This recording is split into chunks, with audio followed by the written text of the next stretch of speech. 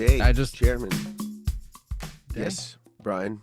Good day. I was just gonna say good day. You're preempting my good day with your own good day. Yeah, I was ready to acknowledge it. It was just ready to go. I think first we should remark that I'm the only one that's not on brand. I see that Brian has his Omilion audio hat. Grant's got a Goodwood shirt, and I am wearing an unbranded shirt. That's because you are Vertex, Mason. Yeah, you Mason are. and Vertex are one and the same. Yeah, You don't need you to are be the- branded. Yeah, it's either live or live Vertex. Yeah. You are the quintessence of Vertex. Yeah. Yep. Full immersion. Full immersion. I'm very excited to talk about a few things with you all today. And I think that the structure and format we've been discussing behind the scenes a little bit about having either regular or periodic episodes where maybe we take a potpourri of topics that we cover, some that are in the realm of sort of current events and news in our industry, and others that are just simply of interest.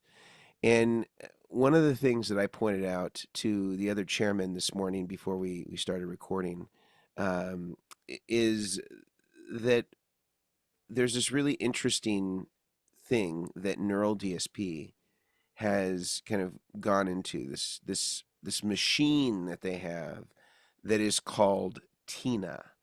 And I'm going to show you just a little picture of it here, and we'll explain a little bit more about what it is that we mean when we say Tina. I'm going to share this with you. Not Tina the llama, right? From Napoleon Dynamite. Now this doesn't Different. look like it's Inspired by, potentially. So now my presumption is, and I'm sorry, I'm kind of making it a little bit smaller because just the resolution of the photo that was available is not great. But you can see that it is, and I'm presuming that this is some sort of it looks like an AI rendering of some kind. But Yeah. in essence, it's like mechanical, if you can imagine this, if you're listening, they're sort of like mechanical arms that are manipulating potentiometers on a tube amplifier. And in essence, getting all these different measurements in all these different positions of the potentiometers to more accurately capture a tube amp so that they can in turn create a more accurate digital representation through the Neural DSP software. Yeah. And I think that this is incredibly exciting, and maybe just a note for our editors, if we can maybe just keep that image in the corner screen here so that people can kind of see it as they're seeing us live. I think that this is incredibly interesting because I think that among all of the people that are doing digital amp modeling, I think Neural is definitely, I can't qualify this or quantify this, that they seem to be the most invested in advancing the technology of digital captures of analog amps. And I think that one thing that I appreciate about Neural is that they understand that this is not a replacement for amps. They see this as a tool, and I think it's a great tool for the things that it does. And I think that it's really cool that they're attempting to figure out what sort of supplementary equipment is needed in order to most accurately create the best representation of your favorite tube amp in the software. So I'm curious, firstly, what your reaction is to this. We looked at this article separately, before convening here. But I'm curious what you think about sort of the prospects of what this Tina, and Tina, I don't know if you remember what the it's an acronym for something. I forget what it stands for. I have it up here. It's not a person. It's not a person. Oh, man, the writing on my screen is so far. Of course, I'm struggling to read it now. Okay, here we go. Tina, a telemetric inductive nodal actuator. And those mechanical arms are called actuators, so that makes sense. I think, man, to seamlessly transition after my long pause there to try and find what Tina stood for. Sorry, guys. I think I still am in disbelief that this thing actually exists, just because it's so cool. Like the thoughts and the prospect of what this could mean for an area of the industry that I think a lot of us over the past 10 to 15 years, I'm like, oh, is this really where amps are going? Like, it's just so nice to stand in front of a real amp and to see digital amps so widely adopted. Is really handy in the sense that we can travel easier. We can, fly with our rigs and recreate sounds, not have to use unreliable, backline gear.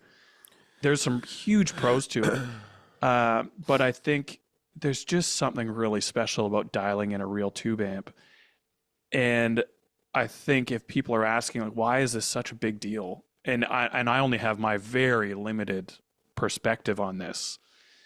But when you capture an amp, when you're trying to do a faithful digital recreation of a real tube amp, a real analog tube amp, it's not quite as simple as, I capture the amp and maybe the digital recreation allows me to adjust treble or middle or bass, presence, gain.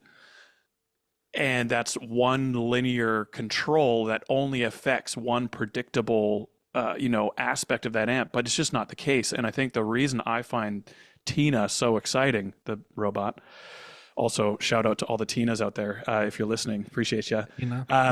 But Tina, the robot, is when you adjust gain on an amp, like tweaking the gain knob, the potentiometer that is responsible for gain on the amp, has this complex relationship with all the other parameters on the amp. So you can't, like, I guess captures or digital recreations in the past, especially in gain. I don't know if you guys would agree as staunchly as I would with what I'm about to say, but you always know it's a digital recreation when you adjust, especially add gain.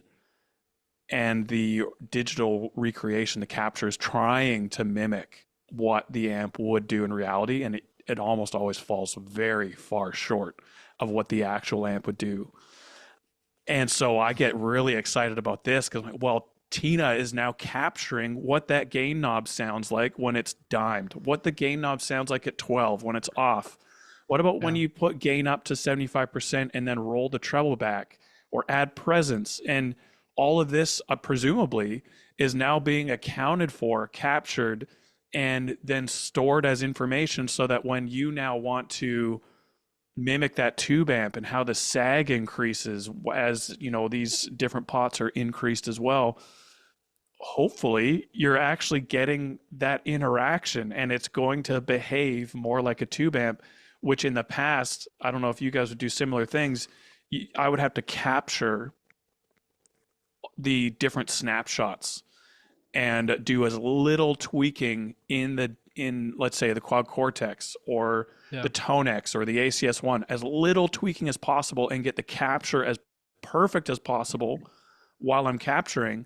But now again, I'm presuming a lot because I don't, there's only so much released on this, but I think the premise is now you capture the amp once and you can dial and tweak and manipulate any control that is available and captured in the Quad Cortex, and it will be a much closer replication of how the real amp actually behaves. So that's why, like, this is huge, and I still am like, man, it does kind of look like an AI rendering. Are they just like, I literally, my first thought when Mason sent the article was like, is it April 1st today? Like, this is too good to be true. Or maybe in Helsinki they have a different April Fool's Day, But this is huge. I mean, if this is doing half of what they're if this is doing half of what they're assuming or what they're proposing, this is a gigantic leap forward in this area of the industry. And I can only assume millions of dollars in R&D to get this thing up and running. Yeah. Like, they've spent an insane amount of money doing the things that they do. I mean, I can't speak for the other competitors in the space, and I'm sure that they've spent a good amount of money, but Neural is is This next level. definitely, yeah, it's pretty insane. Brian, And what what this do you means any for thoughts? pedals, Yeah, overdrives, fuzz, like Mhm. whatever else we yeah. can capture. And hopefully in future, there's technology that allows analog delays and time-based and, Sure. all this stuff. But I think also in their thing, obviously this is going to require that they are the ones that are doing the capture because there's not going to be like a Tina in every Yeah. guitarist household, So like this is probably going to translate more to their plugins and Quad Cortex, softwares and stuff like that. But Brian, what any thoughts on Tina? I know you had spoken earlier about Napoleon Dynamite, but Yeah, no, it took me a minute. No, I think it's awesome. I remember when you sent the video, and because I hadn't clicked on the video yet, but I was like, oh, is this actually real? Because with everything dropping a couple days ago and whatnot, it just like there's just been so much, so much anticipation for this new update, the Chorus, Chorus. yeah, 3.0. chorus, which Yeah. is super cool, and I'm excited to have 5 minutes to update it myself. But this Tina, this capability is really cool because that's always been the biggest thing about modelers. I mean, anyone that you talk to, they're like, "Oh yeah, I like modelers, but it doesn't do this to what my amp does. It doesn't do this." I mean, even hearing people like, "Yeah, I would take that on the road," but you know, I also have a Mesa amp that's in a rack, like a rack Mesa amp or whatever, because I like the tube amp sound. There's something about so many modelers that just doesn't do it, just like the gain, like Grant was saying, that adjusting the gain knob, like it's only adjusting that knob, but now with this, it's gonna react better as if when you're adjusting because it will change how the circuitry works. So it's a really exciting. It's so crazy to see the video and see how it works and like to wrap your head around it, like, oh, how is that gonna? But it's, I mean, I know they have put, like you guys said, so much money into it. I mean, before all this even released, traveling around and showing different vendors and different people has been it's like I've been seeing one of their guys posting a lot of stuff about it. So it's been very well anticipated, and it's exciting to see just because like I'm not into the on the computer plugin stuff, but hearing a lot of studio people using plugins and stuff, it sounds phenomenal. It really Mhm. does. And if they can somehow, and I've pitched plenty of ideas to them over updates that they could maybe You've pitched implement. plenty of ideas. I Plenty of not Pliny. ideas. I will Pliny. That's a good dad joke. I love that. Um, um, if they're able to eventually implement third-party plugins, because people have talked about, oh yeah, you can't do this, you can't do that. So the fact that they can now load plugins on their device is super cool. So I'm excited to see the future of what they can do if they can do third-party plugins. If a Big Sky plugin I don't could think be like any that. of them will allow it. You don't It think? You don't think? But at this point, why would you I mean, why need to? Like, not? if Neural has Tina, or if Tina has Neural, who knows these days with AI? But if Neural has Tina on hand, how how is anyone else going to be able to compete with this as far as the quality of the plugin? Like the stock plugins in Quad Cortex, they're already great, but now with this interaction, the more realistic feel potentially, or reactions when you turn a gain knob or adjust it, is going to be so much more like a real amp. How are you going to go back to another snapshot based capture Yeah. and do a better job than something like what Tina can do? In theory, I haven't gone deep on this, but I think it's just an interesting, like, I think the only thing that people are now going to be able to compete on, presumably, I know I'm exaggerating this maybe a little bit, or assuming quite a bit, but I think the main area of competition now is, can we get a capture or grab an amp that Neural or Tina hasn't captured yet. So they'll have all the main staples, the Marshalls, Fenders, Foxes. But is there some amp that Neural hasn't captured yet? Well, that can be a competitor's point of difference maybe. But I just think it's going to be harder to compete now because this is not something that's easily replicable by any other company to create something like a Tina, if that makes sense.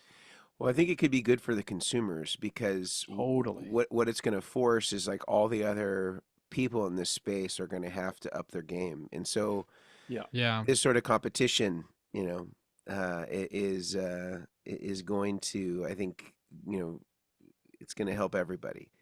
But yeah, it's really impressive. But the other thing that I think is really cool is that we are finally seeing with the COROS 3.0 update to the Quad Cortex is you're seeing already the migration of plugins into the Quad Cortex, and it's not all of them, and so I think that the rollout will, you'll slowly start to see more and more of them be available. But in this first wave, we're seeing Pliny and the Gojira ones are available to have inside of the Quad Cortex, which is cool. I actually, even though stylistically I play nothing like him, the cleans on Pliny I think are pretty great for like kind of like a really kind of crystal clean. My Yeah. favorite is the Corey Wong clean machine for that sort of thing. But the Pliny one is also pretty good.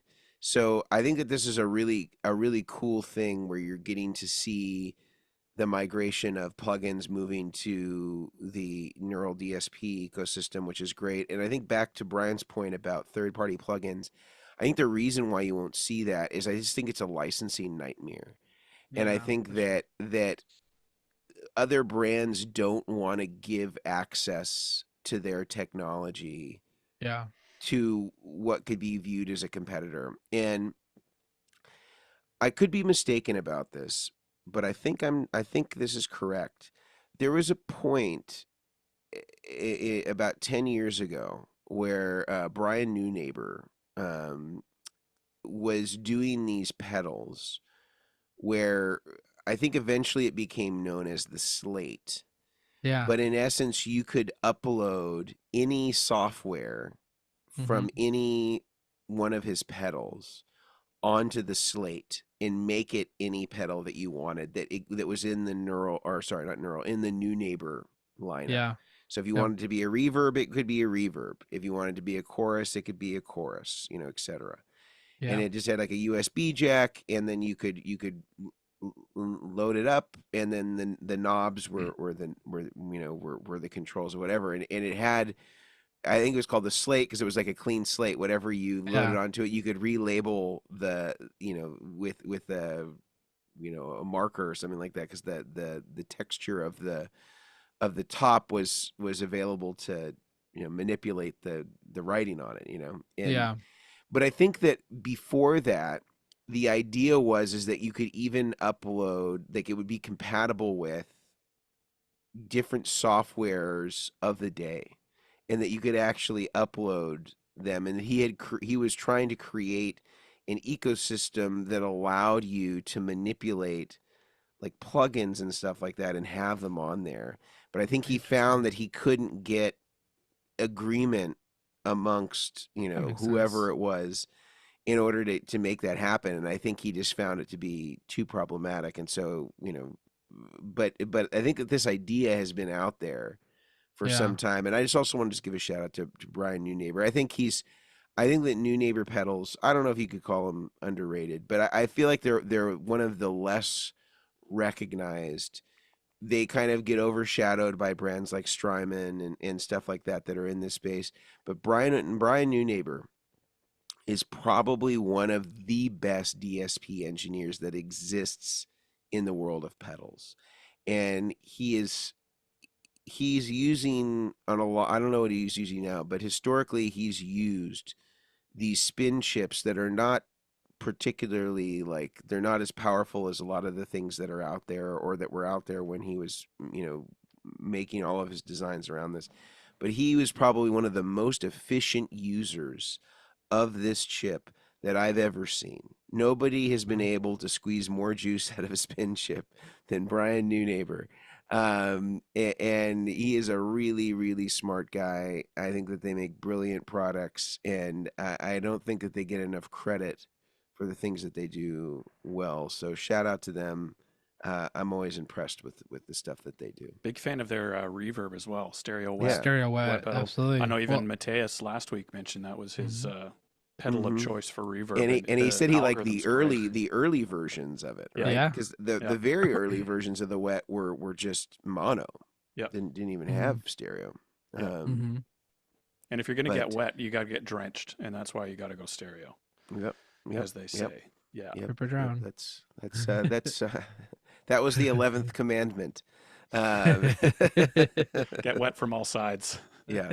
Yeah. Get saturated in reverb. Yeah. Yeah.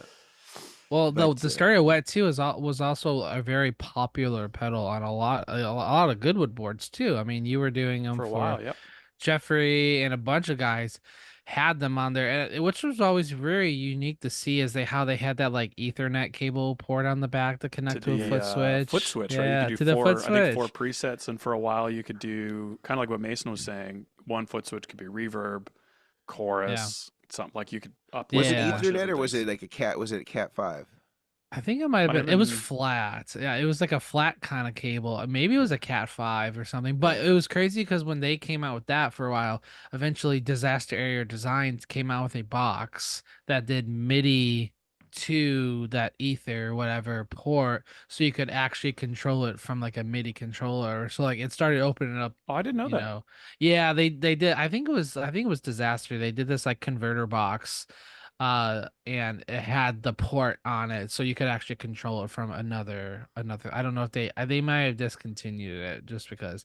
But Yeah. isn't does Neunaber own Quilter, or does Quilter own Neunaber? Do you know? So Quilter owns Neunaber, and, Okay, that's what I and that's sort of like maybe in the last year or two. That's a recent thing. Yeah. So and the whole thing behind that is Quilter, Pat Quilter, is the Q in QSC, like the powered Ah. monitors and stuff like that.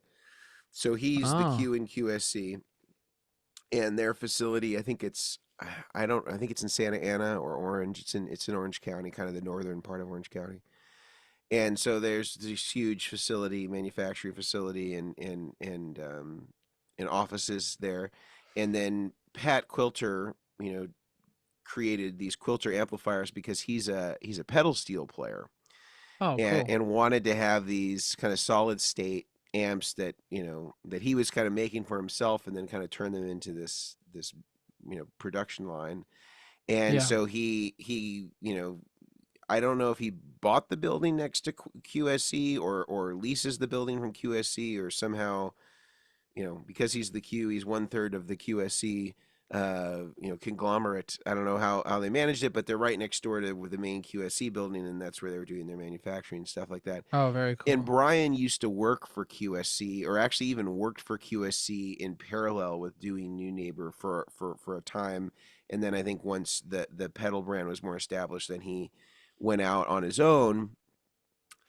And then I think that, like a lot of pedal manufacturers, found that he was really happiest doing design and R&D and all this stuff, and then partnering with Quilter allowed him to kind of focus on that and not have to manage all the other things that are a component of being a business owner. As you both know, you're the janitor, and you're the accountant, and you're The model. the HR, you're doing everything, and Video so tech. I think he found that it was better for him to have that absorbed by Quilter, and so Interesting. so Quilter owns Neunaber, is my understanding.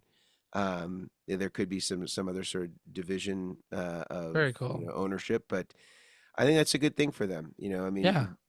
they I think Quilter is very, very well managed, and they're a solid company. Whether you like their products or not, I think that they're very well run. They have a very good template with kind of all of the experience from the people from QSC Yeah. and all that stuff to give them a great um, again sort of like scaffolding to have this brand. And I think that's why Quilter's been around for a while. They've done they seem to consistently be releasing products and Yeah. see them on a lot of boards, and great for them. They're great. Yeah, absolutely. Yeah. Before we continue, I want to break momentarily to talk about our good friends over at the Guitar Sanctuary. Now, Guitar Sanctuary is Texas's premier boutique guitar shop, and they have everything that you could want, from pedals to amplifiers to guitars and more. And you can head over and see them in person in McKinney, Texas, or you can head over to guitarsanctuary.com and check out all the different things that they have available, whether you're looking for something from Goodwood or from Vertex, or potentially even some of the other items that we might mention throughout the podcast. These would all be available over at guitarsanctuary.com. Head over there, check them out, tell them the chairman sent you. Also, I want to talk about our friends over at Neural DSP. Now, as we mentioned, Neural has come out with the ability to be able to migrate their plugins to the Quad Cortex.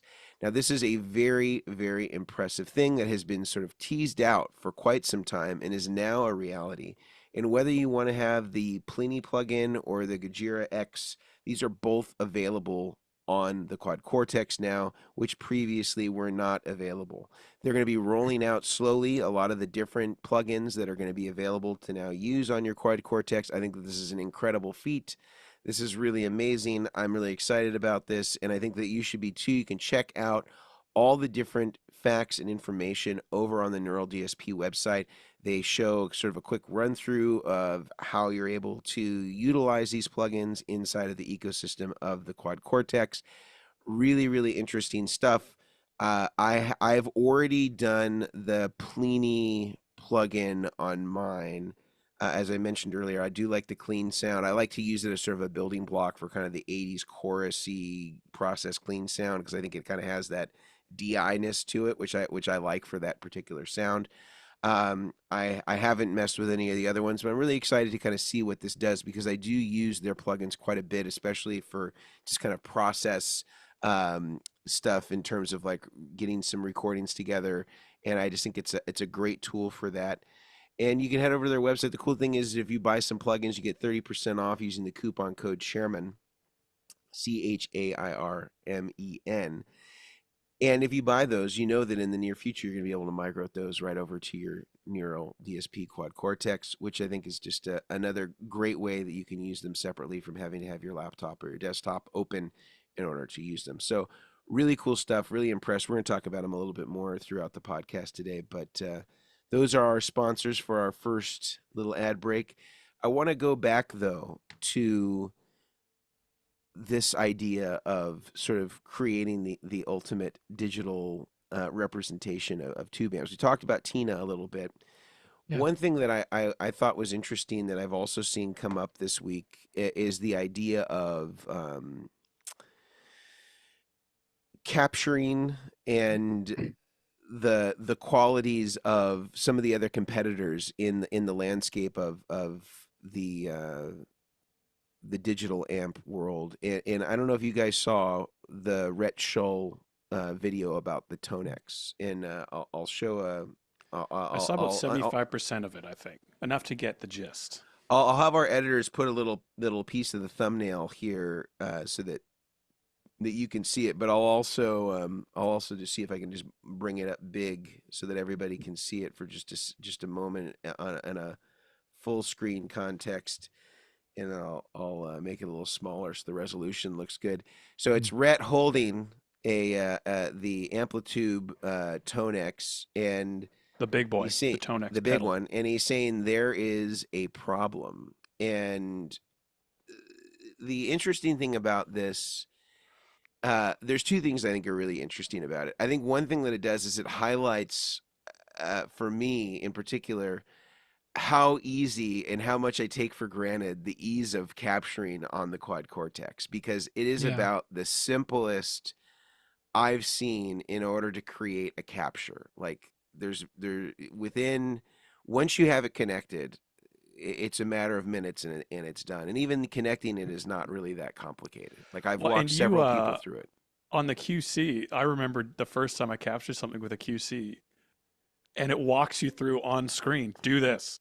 Plug this in here. Like I didn't look at a manual or anything, and I got it Yeah. first try. It's Yeah. crazy how simple they've made it. Yeah, it's pretty excellent. And so one thing that Rhett really highlights as sort of being a major deficit of the ToneX, I think there's two things. He says one, that the native or the stock presets captures that are on there are not great in his opinion, and that you would need to pretty much create your own in order to be able to make it workable. And then he goes through the process of capturing his own and kind of talks about, from a workflow perspective, how long it took for him, and that you needed to have supplementary equipment in order to make the capture process even possible. And you know, he has obviously a pretty great home studio that's got, you know, these beautiful mic pre's and microphones and all that stuff.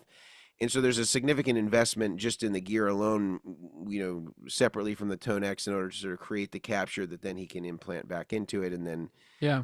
you know, and that sound was pretty great. And he showed, you know, kind of the comparison, and showed that it was capable of having a great sound, but it required him to spend, I think, you know, an hour or more. I think he said in a matter of an hour or 2 hours that he was only able to capture like a couple of plugins, whereas he was able to do that much more quickly on the Quad Cortex. But did remark the price point difference. Obviously, the ToneX is considerably cheaper than what's available on the Quad Cortex.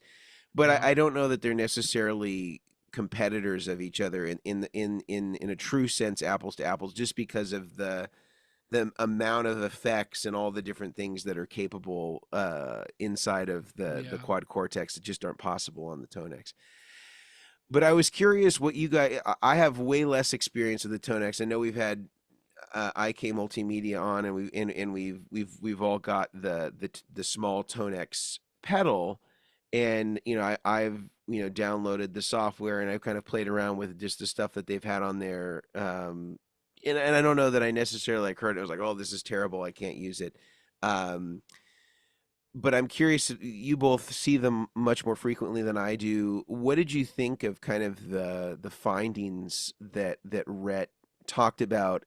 And then I think maybe after that we could touch on, this is sort of a rarity that we see a negative review, because it's almost like a Bigfoot sighting in our industry, where you would see somebody, I'm not going to say go after another brand, but kind of like give a reality check like that, because it's kind of you know, it's definitely unusual. We don't see that a lot. So maybe we can talk about that as a second part. But first part, you know, how does that kind of align with what your experience has been, and where do you think maybe he got some stuff wrong? I watched the video.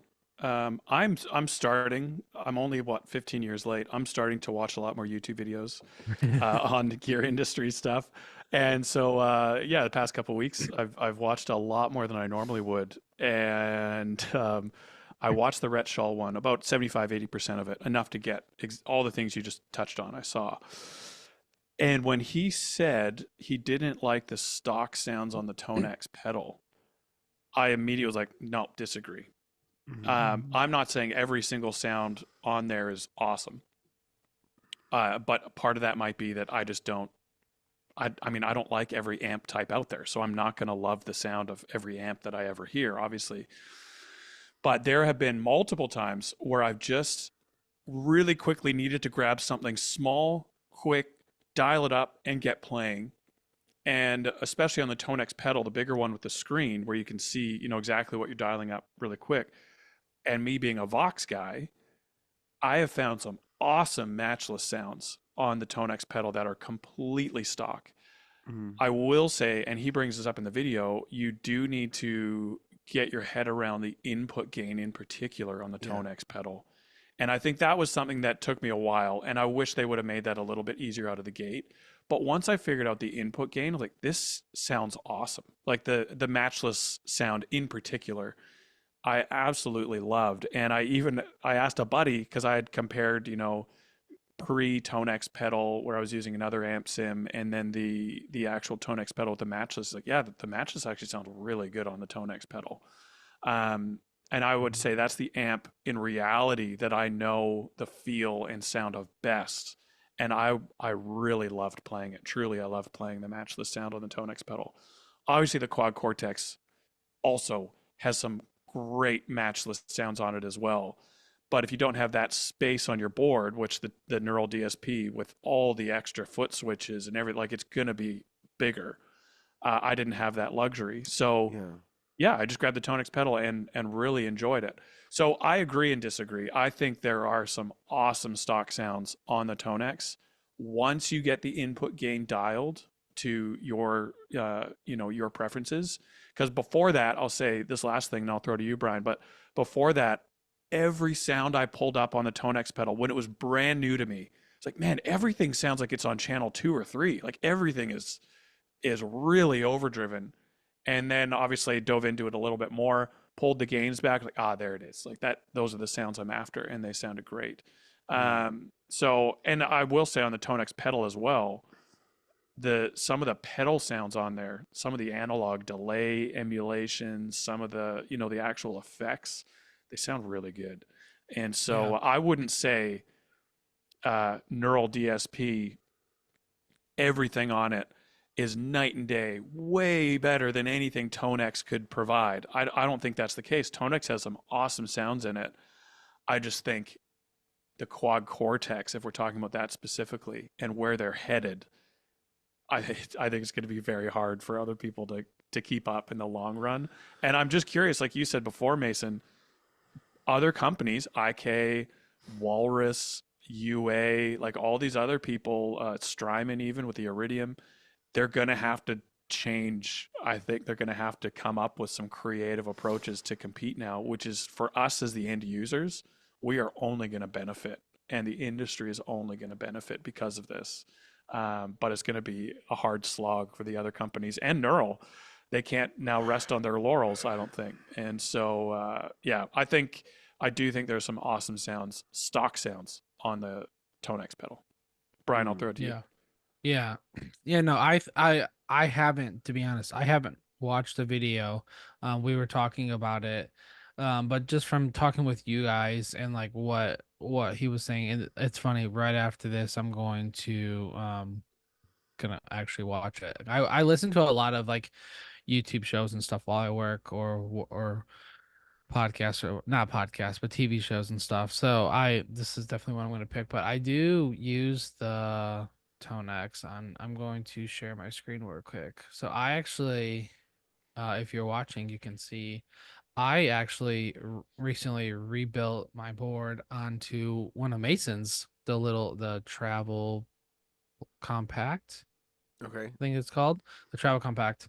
So I put everything on this board. It's all flat. There's no bridge, nothing or anything. And I have the ToneX one on the board. So, and I have it in the mode that when you step on it, like you can completely turn it off. I don't do the AB amps. That's one of my biggest pet peeves is switching between different types of amps. Like for a thing, it's like you set your amp and you leave it. I'm letting my pedals do the work. So I've been using the Tone X and I've loved it. I think it's really really cool. And it's this isn't because they gave us the pedal to try or anything. This is like purely because I took the time, and I'll share. I actually have my Tone X. I saved my settings. So like this is like I went in and I did the deluxe, I did the normal deluxe setting, but I ended up adding an IR to the cabinet. The stock cabinet wasn't horrible sounding. I just didn't have something that I wanted, like a little bit more lively feeling, and added some more reverb to make it feel more like in the room with me. But playing that, which I plugged my guitar straight into the ToneX and then USB-C into my computer, which was really convenient. And I was plugging my guitar straight in and just playing straight into that. And I was really impressed with how it sounded. I think there are some of the sounds where I think people just assume that if it's a stock sound, that it's going to sound amazing. It's not the case. You're not they whoever the company is not building that preset around a million different types of musicians, how they play, how they're strumming, how the type of guitar they're using, the type of pickups they're using, because the ToneX sounds different on my Duesenberg than it does on my White Falcon or on my Jazzmaster with single coils. So like there's all these different things you kind of have to like adjust, and you could set that ToneX pretty well. And then I use like an exotic RC booster to do a little bit of tone shaping if I'm using my Falcon, so it's not drastically different. But I think saying, without watching the video but hearing what you guys are saying, it's fully like basically unusable, and you have to use, you have to capture your sounds, which I think you said for him to capture his stuff with the amount of gear he had, it said it took a couple hours, right? Like the Well, once you're like hooked up capturing with yeah. ToneX or with IK Yeah. capturing, you have different levels of detail, I guess. That might be the Yeah. wrong word. But you can do like a really high level of detail, and that capture takes a long time. Or you can do like a medium, kind of more the standard, and that takes 5 to 10 minutes to capture, which is closer to neural. But I think as well, Rhett's, like, it takes forever to hook up. I think that's a little unfair as well, because he had to go downstairs into where his cab was and then hook up to all this studio gear and all that. When in reality, I think the number of cables is roughly the same as neural. It should Uh, be the same. I think his thing was that he didn't like that you had to have external hardware that was yeah, not natively on in the the ToneX. unit, Yeah, where like on the Quad Cortex it is like yeah, everything is Well, the I/O was is all part of the the yeah, unit itself. yeah. did he do amps or did he just do pedals? He was doing only amps. He was doing like his high watt and an orange Okay. and I'm trying to think if there's anything else in there, but The Well, orange with was the the neural, focus. don't you still need that capture, that like load box for the neural for a head, no, like you an amp don't. I head? mean, you could use a speaker like he was using speaker cabinet and mic. So you either need a load box, because Okay. you just need the amp has to have some sort of load, whether that's a speaker or whether that's I've used an one of the Yeah. other aux a ones. lot in the past, and that's been great because Oh, okay. you get the room from UA in the aux, which they Yeah. use obviously some pretty high quality gear, but then you can capture how your amp is reacting. And it's a little bit of a, you're making some sacrifices there, but consistency wise, your captures get a lot more consistent that way. Yeah, Oh, very I cool. recommend using the load boxes, especially if you have a good IR, or just using the load box to load the amp and not using any sort of speaker at all, and then using their impulse responses in tandem with your capture that doesn't have any speaker attached to it. Um, but I think that the thing that's interesting to me about this video, and I do think that in natively, I'm trying to think of like what I tried the Dumble preset that they talked about, and I was like, well, it's I don't know, it's kind of like maybe what I expected that it would be, not like it's just not the Dumble thing is so I don't know unique that I feel like Yeah. it would be hard for anybody to capture that. But I mean, I don't know that I was like blown away by anything, but I just thought like, yeah, it's like kind of what I was expecting, from the Tone X pedal as far as like what was Yeah. stock on there. I haven't tried to do any captures or anything like that. Um, but I think what's interesting to me about this video from Rhett is I don't think in the YouTube space, in the reviewer space, we're seeing that many videos that have a I'm not gonna say negative review, but like Critical? that are, Yeah. yeah, I think critical is the Honest. perfect word, that are critical of the brands, and especially in the magazine space, which was sort of the primary way that the majority of us would come to understand what somebody thought who had some sort of authority, or at least we thought had some sort of authority, going back from the, I would say 2010s in before, that magazines almost never published anything. I don't think I ever saw anything get less than 3 out of 5, or maybe 3.5 out Yeah. of 5. So you never really saw anything get a bad review. I think even in YouTube, in most cases, you rarely saw stuff get bad reviews or any sort of critical reviews by somebody that was a prominent reviewer. And I think you're seeing it more and more and more. And it's interesting to see how some companies are navigating. I don't have anything, I don't know what ToneX is, or IK Multimedia's response to Rhett's video is. But I know that in a lot of the other music manufacturing spaces, there's been somebody lately that I believe reviewed a hi-fi like headphone amp. And they had said, ordinarily from this company I like these things, but this particular one I don't like, and this is the reasons. And they were served, like a legal document, from an attorney that said, I'm representing brand X, and if you don't, do a retraction video and remove these parts from your video, or remove the video, in total, that we're going to, come after you for damages. Jeez. And I think that it's an interesting thing, and there's been a lot of conversation about it, I think in the pro audio world in particular, to talk about how much influence will people allow these manufacturers to have on things like this, if they threaten sort of legal ramifications to anybody that gives them, a less than positive review. And is that something Yeah. that we all need to be prepared for? Are we moving toward that? And I'm saying that even as a manufacturer myself, like, do we need to be prepared for somebody who's going to like rip a product and potentially really, I don't know. I'm sure that their thought is that, oh, this is going to damage sales and the reputation of the brand. And I think that the community generally, said to, his response has been, well, like, hey, like, this just like a learning opportunity? Like, couldn't you say, like, wow, like, we really appreciate that feedback, and we're going to take that into consideration when we do the next revision or whatever it is. But instead was like, their action. move was like, oh, we're going to silence this person and threaten them, with all these, every legal means at our disposal. Maybe this has been going on more than I realized, but seems to be like there's like a pattern here that's kind of been coming up recently. But what are your guys' thoughts on that?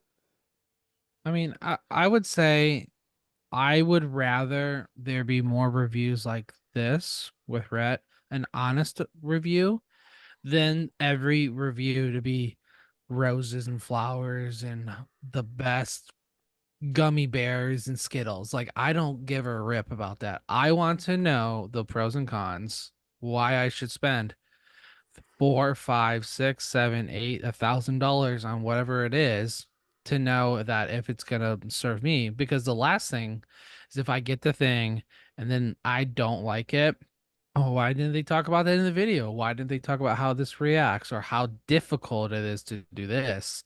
It would severely make me choose. And I understand, obviously, I am not a manufacturer. I do not manufacture pedals like you guys.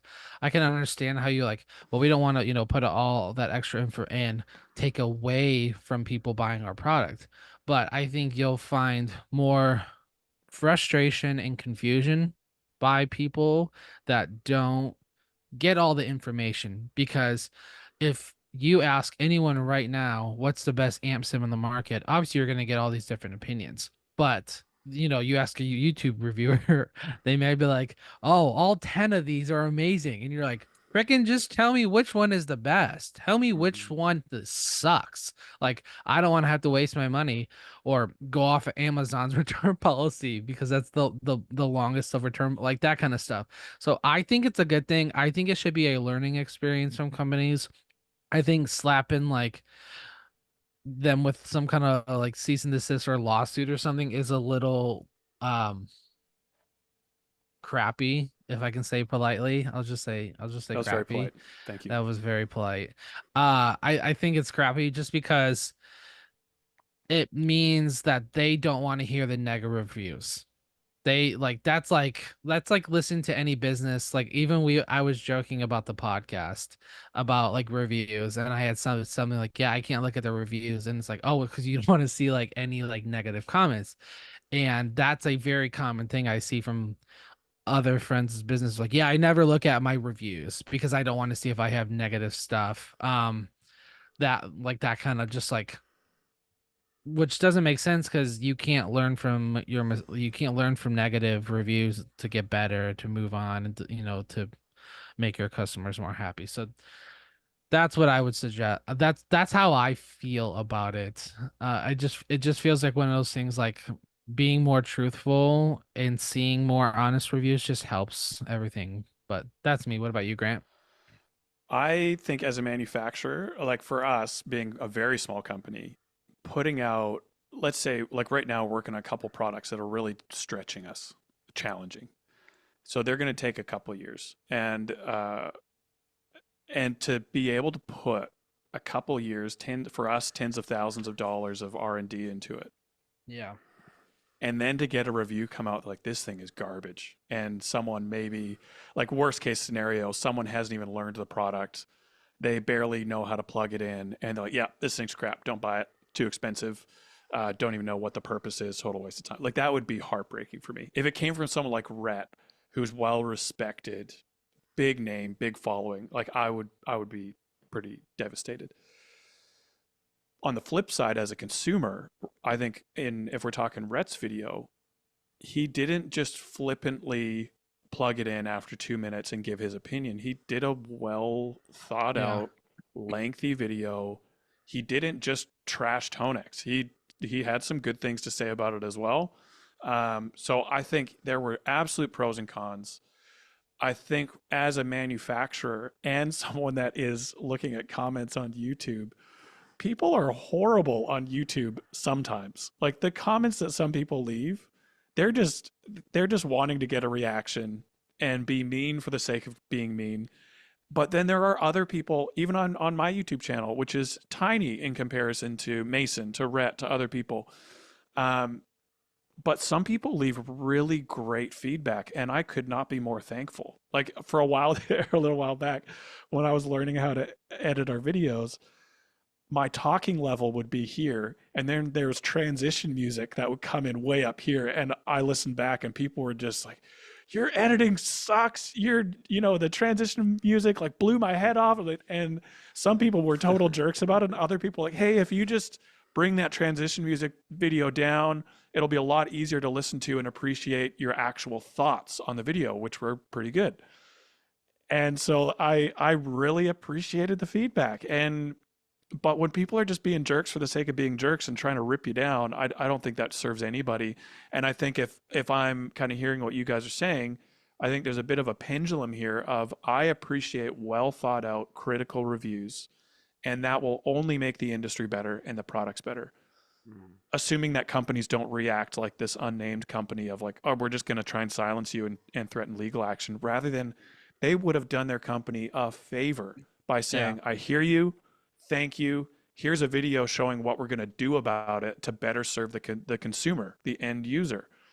They would have gotten brownie points with the end user if they did that, because they're showing they want to actually serve their audience rather than silence whoever speaks out against their air quotes perfect product, which obviously is not the case. And so I welcome critical feedback for obviously my own products, but I'm going to try my absolute best to make sure that it is hard to say anything like, they didn't think this through. That was rushed. Like, I want to make a great product, but honestly, as a small company like us, it's not going to be cheap because I just can't do that. But I can make a great product, and I'm going to make it hard to say something bad about it. But inevitably there will be, and there's no way around that. And I think people should make those videos. The one downside to our current environment, the magazines, YouTube reviewers, which is why I love Rhett, because this isn't the first video he's done like this. but they are paid to say good things about the product. If I send a reviewer my new product, I am literally paying them to talk about what they love about it. And this is going to sound horrible because I gave it as an example of myself. I don't want to hear what they don't like about it if I'm paying them to to talk good about my product. They need to get the product themselves without being paid by the company and then give honest thoughts, or else the company isn't going to give them permission to launch the video. And so that's where the magazines need to sell products, so everything's awesome. YouTube reviewers who are getting paid need to say what's awesome. And people like Rhett, who can just get the product from, in this case, I think you said it was Sweetwater Mason. They just sent him demos. Well, now there's less pressure to impress the company and more freedom to give honest, critical feedback, which I think is great. So who knows what IK will do with this, what they are doing about it. I would love it if they made a video saying, yeah, I think the input gain there, maybe there is room for improvement, which I, as Grant, would say, I think there is room for improvement in the input gain section. Yeah. And here's what we're going to do about it. This is what we're working on behind the scenes for our next update. Like that, what a review that would be. I think the best move for them would be to invite him out to like IK headquarters. Totally. Yeah. And then like have him create stuff, show that there is a concerted effort to resolve the difficulties that and make some presets with him, and stuff like that. Like I think it's an opportunity for sure. Brian, go ahead. Sorry. Oh no, I was just agreeing. No, I think that would be, honestly, that makes the most sense. Is like if you have an issue, especially someone with like Rhett, that he can, he has a lot of experience. I don't talk to him very often or anything, but I do know a lot of his stuff, and he's very knowledgeable. I know he has a podcast too, and like they're very knowledgeable. Live live, however you want to say it, life experiences, but real live experience, real live. But like he's playing, he's gigging and everything, so he's taking he's taking that experience to shape his decision. Like these are I can't speak for IK because I don't know that I don't know them, but like they're designing this product in their building and stuff, and they're sending out to people, but they're sending out to people and they like it and stuff and they're playing on it. So I think this is a really cool example of how they could like get with them, like, hey, how can we do this differently? Because I do agree, I also had to really adjust the input gain level just to make it a little bit better. So no, I was just agreeing with you guys. Well, I want to talk about one more thing that that we had been conversing about before we started recording. But before we do that, I want to pass it over for a final set of ad reads from the sponsors that make our podcast possible. Absolutely, yeah. So our final two sponsors are great friends of ours, and we love them very dearly. Are the guys over at BTPA, or best known as Bestronics. Brad, simply the best at what he does. Just providing sheets and emails and information of all sorts of different part numbers that we use daily, between DC plugs or audio loom connections or channel snakes or whatever you're needing. They have a discount code DACHARS, DACHARS, for 10% off. Go use the code if you're gonna build your board. They sell square plugs, they sell all sorts of different cabling that you need, power cables, connectors. They do rig building, they do all sorts of stuff. Go check them out at btpa.com. You're not going to be disappointed. I get stuck on their site all the time just looking at all their different MIDI cables that they make for RJM, for Fractal, for any of these custom things that you need and you don't have the means to do it. They can help you out. So reach out, use the discount code, let them know that the chairman sent you, and you won't be disappointed. The last are going to be the guys over at man, I am blanking on my name now. Thank you so much. We've been talking about Neural this whole time, that I almost started talking about Neural again. But honestly, I am so sorry that I forgot Mono Creators, because Mono Creators, honestly, they have impeccable quality when it comes to their cases and their gig bags. I have literally right next to me my Jazzmaster in this mono gig bag, and I've had double cases where I had a Falcon and a Jazzmaster. I have pedalboard cases. I have backpacks, multiple backpack cases for one of my quad cortexes, one of them for a track Triple strip. So filtered water. so much stuff. I literally listen. If they designed a backpack that just holds waters, it's gonna hold all my Starbucks water. Um, but the guys over at Mono Creators are awesome. They have pedal boards, they have power supplies. They have a discount code Chairmen, CHARRMEN. Go check them out at monocreators.com. When I talk about quality of their bags for the price is incredible. Like it's so worth it.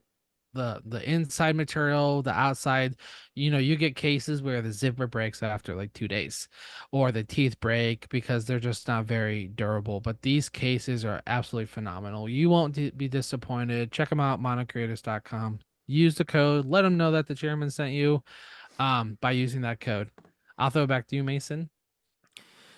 Yeah, so the thing we were talking about before we started is about a video that we put out recently about the this Novo that I got. Yeah. I guess it's not that new to me, even though the video has only recently surfaced. I got it in December, like kind of between. I think I got it between Christmas and New Year's, sometime Okay. between those two. Um, and I'll show you the thumbnail here. People can check out the video if they so choose. Which, by the Um, way, I'll interject. We've said a couple times here. Check out the video. If you're new here, it's on the Vertex Effects YouTube channel. We post all the Chairman episodes on video as well. and so you can see here, it's very sparkly. It's It kind of got is. like a Marshall style, like plexi faceplate style pick guard, and Mastery Bridge, Lindy Fralin P90s, and standard Jazzmaster scale length, all that sort of stuff. And the impetus of the video was that I had been spending a lot of 2023 trying to find a Jazzmaster, and it's one of the guitars that I didn't have in my arsenal of instruments that are varied. And you guys have been here and kind of seen some of the stuff that I have. It's pretty Strat centric, but there's Les Pauls and 335s and other things as well.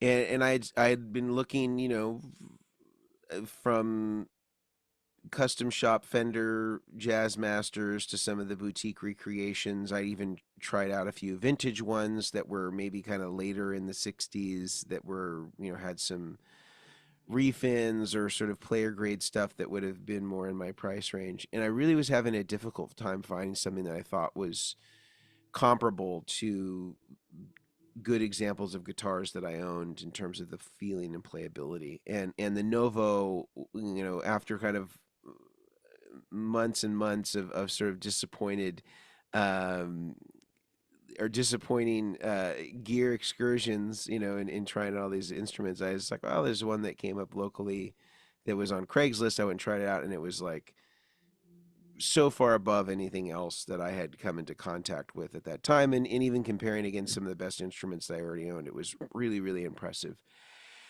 And so, I made a video that sort of documented a little bit of that process and then showed kind of what it's capable of as an instrument. And it happens to be a very flexible instrument. I remember when we had Justin Ostrander on as a guest, and I asked him what the most versatile guitar that he had was, and he said it was the Jazzmaster. And he said it could do all these different things, and he showed some examples of, kind of more of a Strat and Telly sound, and then kind of more of an aggressive kind of Les Paul-ish sort of sound. And obviously, this guy's a pro and one of the best at what he does. And so, all those things need to be taken with a grain of salt when it gets translated to an amateur like me, as to what, the degree to which that would work. And I have to say, it's a pretty impressive guitar. And it it excels in kind of everything that it does. I still think it's kind of best at the things that you would think a Jazzmaster's great at, you know, like clean arpeggios, processing, you know, with delay and reverb. It sounds great for that. But it was interesting in the commentaries, one of the biggest things that people, and I don't think the video disputed this, but I think a lot of people were like, well, this isn't a Jazzmaster. It doesn't have the Jazzmaster pickups, so it can't be a Jazzmaster on that merit. And the interesting thing was about this, and I didn't mention this in the video, but I had bought preemptively, thinking like, okay, if I buy a Jazzmaster, I'm going to want these Curtis Novak pickups, because this is known to be the right pickup for you know, any sort of current Jazzmaster that you want to kind of have. Yes, there was somebody who was selling them a new set locally that was like very affordable. I was like, well, I'll buy these if it doesn't work out, you know, I'll just sell them again. And people were really stuck on that. They were like, well, it's not a Jazzmaster because it doesn't have the switching, which I don't think a lot of people use, but maybe I'm wrong. Maybe Jazzmaster people are up there and they're switching all sorts of stuff. I don't know. I usually just think that most people are probably just doing the pickup selection, and that's it. They're not engaging all the That's me. the other things.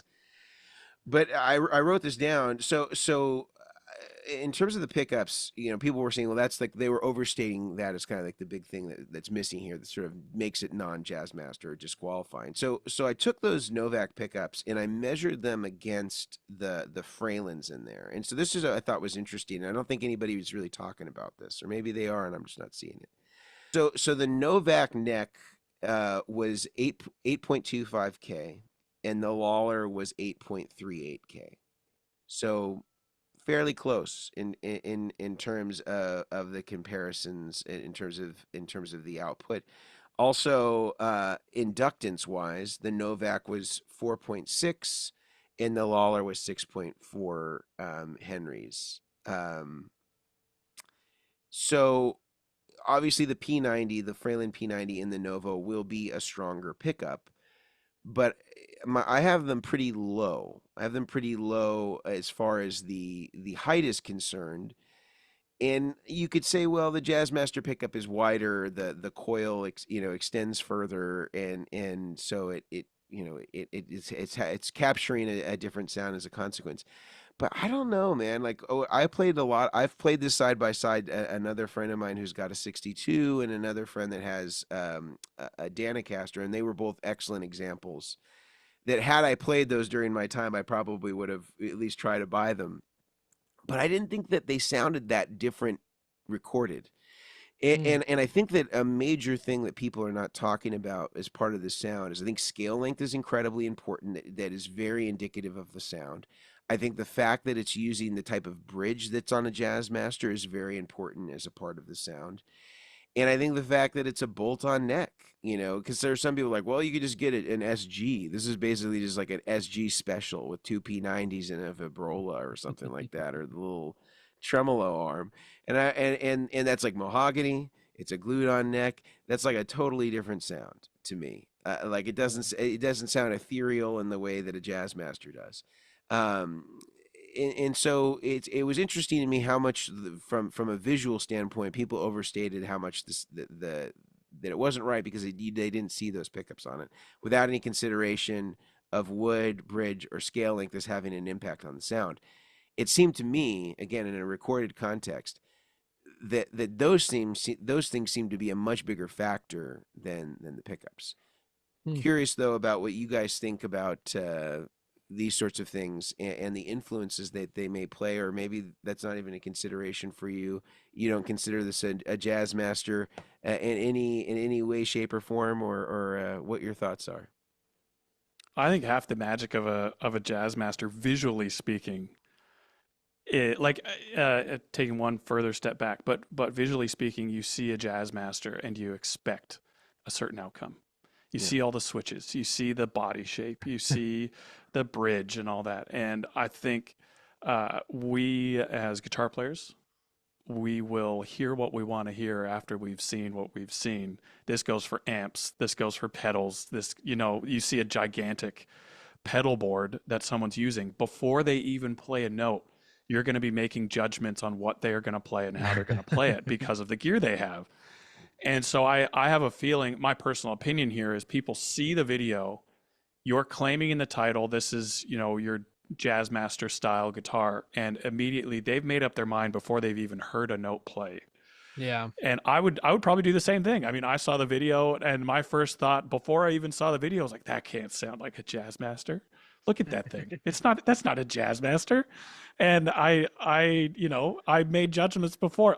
That's saying nothing about Novo, because I've played 2 or 3 Novos briefly over the years, and I loved every experience I had with them. I loved I don't know what this one comes in at weight wise, but the 3 that I've played were all Yeah, it's super lightweight. It's like in the 6 pounds. Yeah, it's So high sixes. light. Yeah. I loved that. And Yeah. so this is nothing like the Novo guitar, the build quality, all that is awesome. But that's not the conversation right now. The conversation is it a Jazzmaster? And I think, honestly, I think the actual sound it outputs is really not the argument. I think really the biggest argument here that people are maybe trying to get across without sounding too petty is it doesn't look like a Jazzmaster, so it can't be a Jazzmaster. I think that's probably, and like roast me in the comments, but I think from my experience with this and experience I've seen over and over again is we make the judgment first and then we try and justify it with specs and comments after that. And so I would love to see, and you know, I know your schedule is full, Mason, but I think it'd be a fun experiment to A/B a real Jazzmaster and the Novo. Do the bad monkey thing. Just try, like, A/B it, like they sound exactly the same. Blindfolded, can you tell the difference? Probably not. Probably not. And maybe that would be a more compelling video, but I think the judgments were made before the second one of the video. I think the thumbnail decided the outcome for the comments in that video before the video did.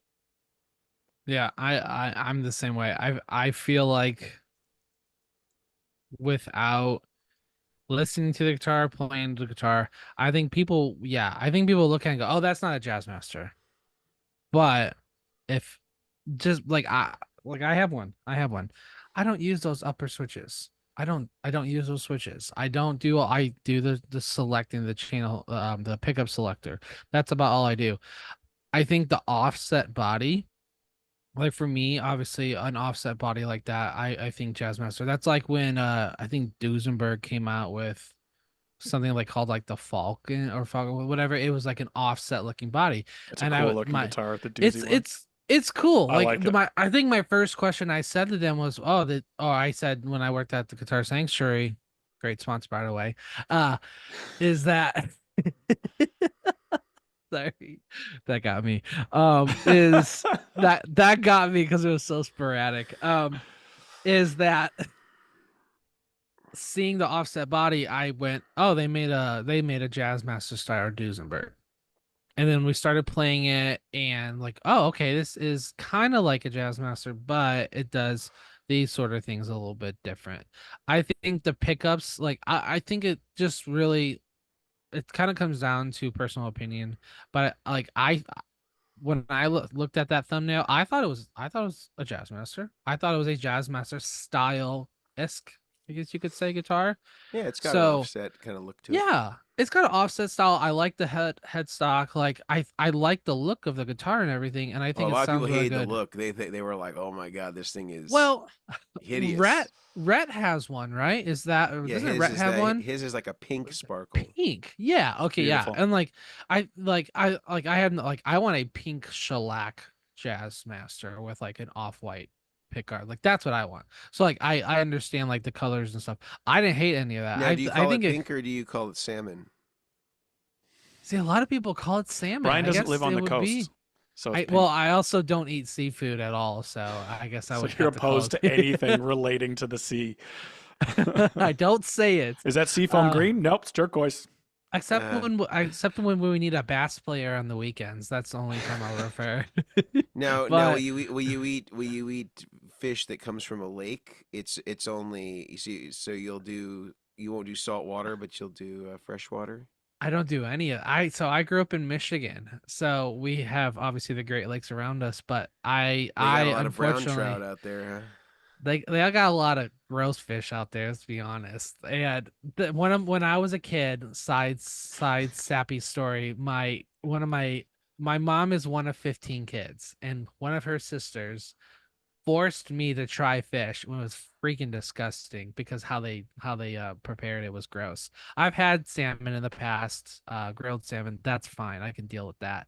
But yeah, I know the other stuff gross. But anyway, Is brown trout what I think it is, or is that actually a fish? wait, You'll have to I use missed your, that. I'm stuck on brown trout. I'm just chuckling over here.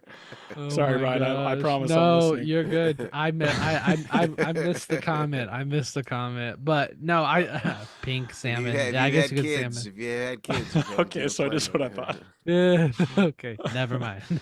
But no, I would categorize it as a Jazzmaster. I think it really just comes down to, I mean, the pickups and stuff. Yeah, it's all personal preference. I have single coils in mind, which I don't like right now.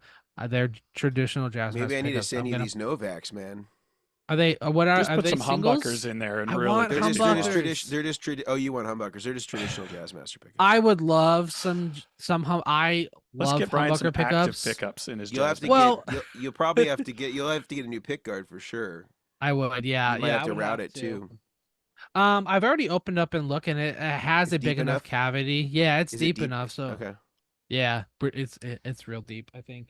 I wouldn't mind. That's the thing is, look, I just haven't found a good pair of single coils that I like. I think that's a big part about it. I am open to trying different stuff. It's just a matter of just having the time to put those pickups in and whatnot. That I have a Duesenberg that I just play so much, but they're Yeah. those pickups. So yeah, I said, I would say, yeah, I think it is a Jazzmaster. That's my very long-winded answer. I just think Yeah. What people does get the J stand picky. for in Serus J? I asked somebody that who was like this isn't even related to a Jazzmaster. Hey, What's the Just J whatever you stand want. for? I don't know. I mean, I don't know. You're liking the Anyway, guitar though? Overall, is it a guitar Yeah. that you pick up and enjoy? I pick it up a lot. I'll tell you what I really like it for. I mean, obviously I showed it in a bunch of different contexts in the video, but I think what I actually use it for, I think what it's best used for, I like it for like pads. I like it for like kind of shimmery arpeggios and stuff like that. So if I'm just like doing music here that, like I feel like I really like it for that. And I feel like I don't know if this is just the Mastery Bridge or Jazzmasters in general, but I feel like there's like a forgiveness in that tremolo in like the whammy bar that's a little more subtle than like on a Strat. Yeah, 100%. Yeah. Eases you into it. Yeah, and so it works really well at like adding modulation from there without like overdoing it. And it, I don't know, the subtlety to me sounds good, but yeah, I like it. The other thing that I liked about it, and I noticed this comparatively to other Jazzmasters, and I've heard other people touch on this too, is that sometimes when you're going for a bend on any sort of floating bridge, it can sometimes be a little speculative as to like where you need to end up to get to the the pitch that you want, and then you're sort of fighting with the bridge to try to get there because the bridge is obviously bending forward as you're going up, and I felt like there was a lot of margin in this mastery bridge or however it is that it's set up where I didn't feel like I was in competition with the bridge in order to get to where I needed to be. And so that to me also just added like a level of sort of confidence in using the guitar from a stability standpoint. Love it. Yeah. Yeah, the Mastery like Bridges. that. I've had one guitar with a Mastery Bridge on it, and it was noticeable. For me, I would articulate it as kind of the feeling of quality in comparison to a Strat or something like that. It just, I don't know. It's like the difference between a linear pot and a logarithmic pot. Like it just kind of eased you into what you were trying to do with the tremolo arm, and yeah, I was a big fan of it. Yeah, this one has a Jazzmaster, the Mastery Bridge and the tremolo system. Does the Novo, does that have that too? You have the Yeah, it's got the drum bridge. system. It's got the bridge, and it's got the whole mastery. The whole mastery. Yeah. That whole anytime I've had anything that I could put a mastery bridge on has been really cool. I think they recently, I could be wrong, I think they just came out with another mastery style bridge that could be used for I don't know what Les it was. Paul? Oh. Was it a Les Paul? Okay. It's something. I feel like I saw like if they ended up coming out with one for my Gretsch, I would get it, but all my hardware is gold anyways, so, and they only have silver. Just living that gold life. Living the gold life. Nice. Yeah. Awesome. Oh, it is a beautiful guitar.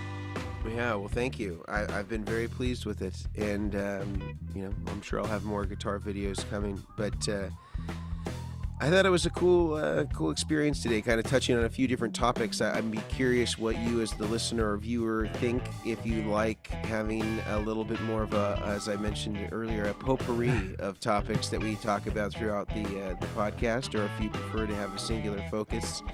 Or we just mix it up. Who knows?